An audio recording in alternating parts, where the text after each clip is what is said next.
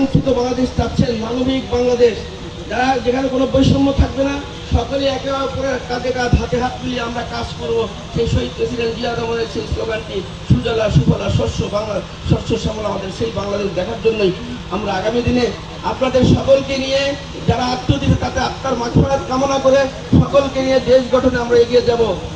আমি কিন্তু কোনো নেতা না, আমি একজন কর্মী, আপনাদের এই এলাকার সন্তান। এই এলাকার সন্তান হিসেবে আপনাদের পাশে সকল সময় থাকার চেষ্টা করব, যদি মহান রাব্বুল আলামিন আমাকে তৌফিক দান করে। তৌফিক না থাকলে দিতে পারবো না, তাই না?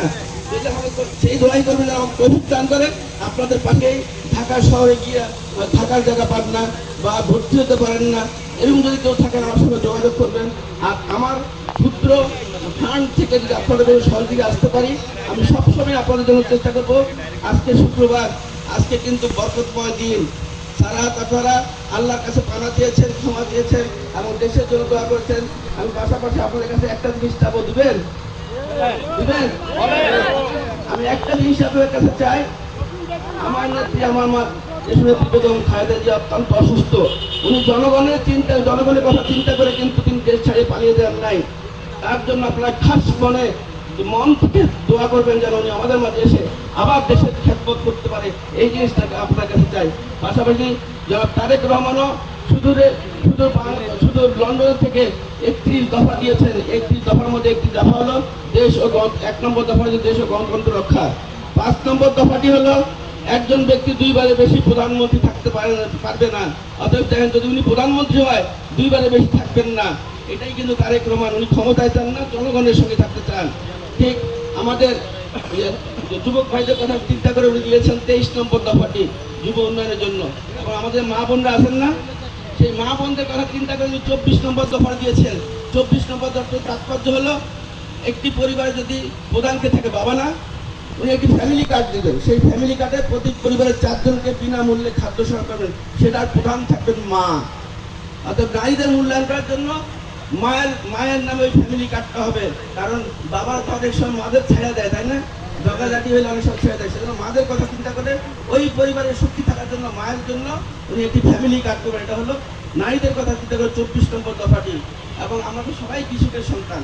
আমিও এই জায়গায় ধান রোপণ করছি, রোয়া রুখছি, তাই না? রুখছি তো, আমিও কৃষকের সন্তান। আমরা সকলেই কৃষি সন্তান। বাংলাদেশের 80% মানুষ কৃষক পরিবার থেকে এসেছে। এই কৃষক ভাইদের চিন্তা করে 27 নম্বর দফাটা দিয়েছেন। কৃষকদের কথা, তাদের ফসলের উন্নয়ন, সার বীজ দেওয়ার জন্য 27 নম্বর দফা দিয়েছেন। ঠিক শহীদ প্রেসিডেন্ট জিয়া রহমান দিয়েছেন 19 দফা। আর আমার নেতা জনাব তারেক রহমান উনি দিয়েছেন 31 দফা। আমাদের 31 দফা বাস্তবায়ন করতে পারি সকলকে নিয়ে। ইনশাআল্লাহ বাংলাদেশে কোনো গরিব মানুষ থাকবে না, আমরা একটি উন্নত রাষ্ট্রে পরিণত হব।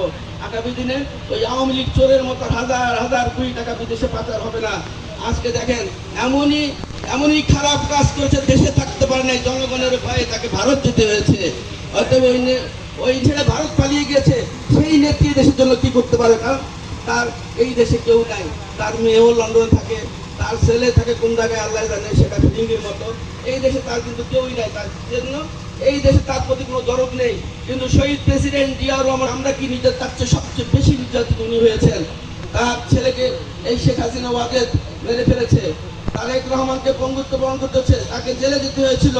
এবং তার স্বামী শহীদ প্রেসিডেন্ট জিয়া রহমান দেশ শাসন করতে গিয়ে এই দেশের জন্য তিনি চট্টগ্রাম সার্কিট হাউসে তাকে কতিপয় বিপদগামী মানুষ তাকে মেরে ফেলেছিল। আজকে যদি শহীদ প্রেসিডেন্ট জিয়া রহমান থাকতেন, আমাদের এই দেশ বিশ্বের মধ্যে আমি মনে করতাম 1 থেকে 5 নম্বর মধ্যে থাকতো। কারণ শহীদ president Zia Rahman Iraq, Iran, মধ্যস্থ